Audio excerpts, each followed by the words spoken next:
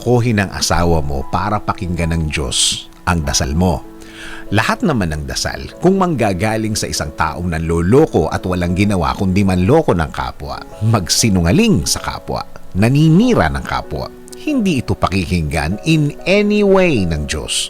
Oo naman, ayaw ng Diyos sa taong nanloloko ng kanyang mga anak. Nako, lalo na ang mga lalaking may asawa. At oo naman, ulit, nasa Bible yang line na yan. Eto, sa 1 Peter 3:7, husbands, in the same way, treat your wives with consideration as a delicate vessel, and with honor as fellow heirs of the gracious gift of life, so that your prayers will not be hindered.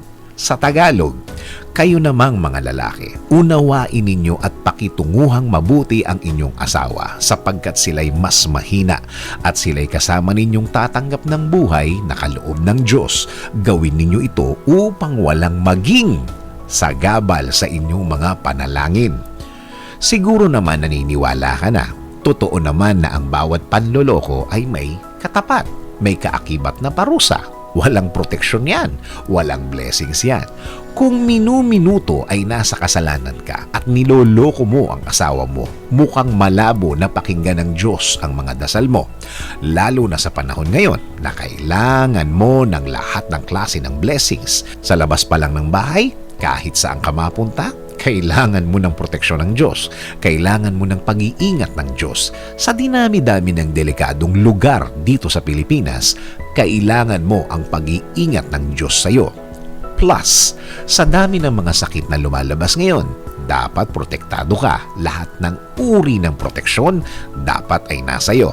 Kaya dapat constant ang pagdarasal mo. Pero ang mga pumipigil ng para sa iyo, yung mga ginagawa mong mga panloloko sa kapwa mo o yung panloloko mo sa asawa mo.